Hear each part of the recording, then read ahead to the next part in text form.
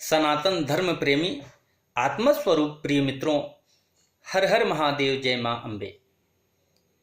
प्रिय मित्रों, मैं ज्योतिषाचार्य पंडित राजीव पाठक आज हम आप लोगों को बताएंगे कि हर किसी की सलाह मान लेना आपके लिए कितना हानिकारक होता है। प्रिय मित्रों, सामान्य जनजीवन में लोग हर किसी की सलाह मान लेते हैं, ज्योतिषी प्रयोग करने लगते हैं, तो उससे उनको हानि उठानी पड़ती है। प्रिय मित्रों, लेकिन क्या आपको पता है कि इस तरह के बिना समझे बिना सोचे उपाय करने से कितने नुकसान होते हैं? आइए हम आपको बताते हैं। प्रिय मित्रों, कभी भी उच्च ग्रहों के लिए हमको दान नहीं करना चाहिए। इसके साथ ही अगर आपके जन्मांक चक्र में नीच का कोई ग्रह होता है तो उसके लिए आपको उसकी किसी भी तरह से उपासना नहीं करनी चाहिए।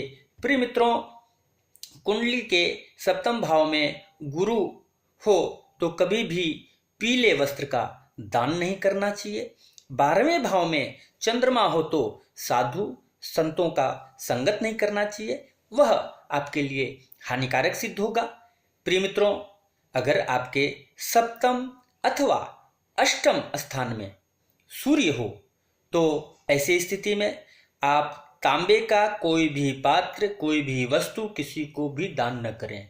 इससे आर्थिक नुकसानी उठाना पड़ सकता है। इसके साथ ही मित्रों, अपने सनातन धर्म के अंतर्गत मंत्रोच्चार की व्यवस्था है। अगर आप कोई भी मंत्र का प्रयोग करते हैं, इसके लिए आपको शिक्षा एवं दीक्षा दोनों लेनी पड़ेगी, जिसके चलते आप शुद्ध उच्चारण करेंगे। शुद्ध उच्चारण करेंगे तो सात्विक ऊर्जा प्रदान होगी। सात्विक ऊर्जा प्रदान होगी तो आपके जो दैनिक कार्य हैं, जो योजनाबद्ध कार्य आप करना चाहते हैं, उसमें आपको अवश्य सफलता मिलेगी। प्रिय मित्रों, कुछ लोग जप करते हैं लेकिन उसकी संख्या पूर्ण नहीं करते हैं। लेकिन कोई भी मंत्र का जप हो, उसका जो भी संख्या है उस संख्या को पूर्ण करना चाहिए, वह आवश्यक है। जप पूर्ण होने के बाद उसका दशांश, हवन, तर्पण, मार्जन का विधान है। प्रिय मित्रों, कुछ लोग वार के अनुसार, दिन के अनुसार वस्त्र धारण करते हैं, लेकिन यह वस्त्र धारण करना सबके लिए शुभदायी नहीं होता है। मैं आपको बता दूं, जिसके लिए जो ग्रह शुभ अवस्था में होता है वह उसके लिए लाभकारी होता है, लेकिन अशुभ ग्रह जो होते हैं, वह उस अशुभ ग्रह का जो कलर होता है वह आपके लिए कभी भी शुभदायी नहीं हो सकता है। प्रिय मित्रों, कुंडली में जो ग्रह अच्छे हैं उनके अनुसार वस्त्र धारण करें, वह आपको शुभता प्रदान करेगा। कई बार किसी से सलाह लिए बिना कुछ लोग मोती धारण कर लेते हैं, लेकिन मित्रों मैं आपको बता दूं कि अगर चंद्रमा कुंडली में नीच अवस्था में बैठा हुआ है, नीच राशिगत है या शत्रु राशिगत है या क्षीण चंद्रमा है, तो अगर आप मोती धारण कर लेते हैं तो मोती धारण करते ही आपको मानसिक टेंशन उत्पन्न हो जाता है। प्रिय मित्रों, इन विषयों पे विशेष ध्यान देने की आवश्यकता है। कुंडली में नीच का चंद्रमा अगर रहता है तो कभी भी जीवन में मोती धारण न करें, अन्यथा आपको मानसिक टेंशन बढ़ता ही जाएगा, उससे कोई निदान होने वाला नहीं है। मित्रों, अक्सर देखा गया है कि किसी की शादी नहीं होती है तो लोग चलते फिरते ज्योतिषियों को तराशते हैं। कोई ज्योतिषी मिल जाता है, वो बोलता है कि भैया शादी नहीं हो रही है तो आप बृहस्पति के लिए पुखराज धारण कर लो। लेकिन मित्रों, मैं आपको बता दूं, अगर आपके जन्मांक चक्र में अगर नीच का बृहस्पति हो या शत्रु राशि का बृहस्पति हो, ऐसी अवस्था में आप पुखराज धारण करते हैं तो वह आपके लिए हानिकारक है और वैवाहिक संबंध स्थापित नहीं होने देगा। प्रिय मित्रों, पुखराज पहनने की सलाह आप कुंडली में बृहस्पति के शुभता अशुभता के अनुरूप ही निर्णय लें। कुंडली में गुरु नीच का अशुभ प्रभाव में अशुभ भाव में हो तो पुखराज कभी भी जीवन में धारण नहीं करना चाहिए। मित्रों, कई लोग घर में मनी प्लांट लगा देते हैं, यह सुन करके कि इससे घर में लक्ष्मी की प्राप्ति होती है। पड़ोसियों के यहाँ देखते हैं कि हमारे पड़ोस में मनी प्लांट लगा हुआ है तो हम भी क्यों न लगा दें।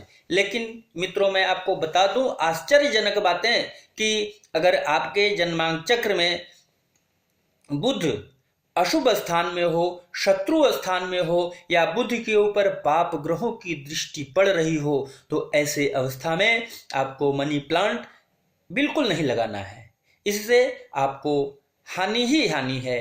प्रिय मित्रों, इसके साथ ही अगर आप अपने घर में कांटेदार वृक्ष लगाते हैं तो इससे आपको पता होना चाहिए कि शनि ग्रह प्रबल होता है।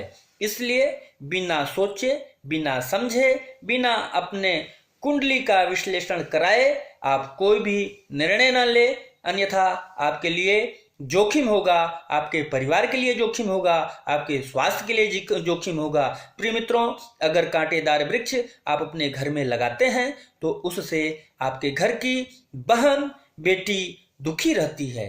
प्रिय मित्रों, मैं आशा करता हूं कि आप इन सब भ्रांतियों से दूर रहते हुए, उचित निर्णय करते हुए, विचार करते हुए आप प्रयोग करेंगे, स्वस्थ रहेंगे, लाभान्वित होते रहेंगे।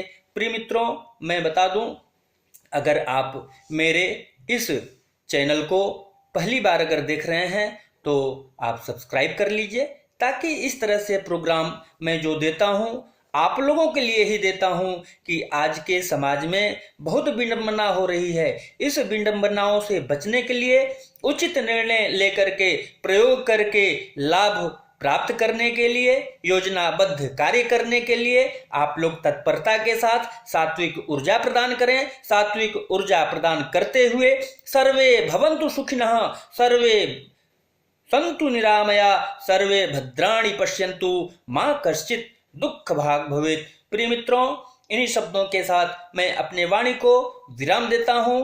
पुनः इसी तरह से दिव्याति दिव्य चर्चाओं को लेकर के आप लोगों के समक्ष मैं प्रस्तुत होता रहूंगा, ताकि आप आजकल इन समाज में जो भ्रामक स्थितियां चल रही हैं, इस स्थितियों से आप जागरूक होते हुए इन स्थितियों में न फंसें, उचित निर्णय लें, क्योंकि आप सभी लोग शिक्षित हैं। हमारा सनातन धर्म क्या है, सनातन धर्म की गरिमा क्या है, इस गरिमा को समझ करके कार्य करना हमारे ऋषि महर्षि जो बताए हुए हैं उनके आधार पे हम चलेंगे तो अवश्य ही हम ऊर्जावान होंगे, समृद्धिवान होंगे और स्वस्थ होंगे और सभी को स्वस्थ करेंगे। इन्हीं शब्दों के साथ हर हर महादेव, जय मां अम्बे।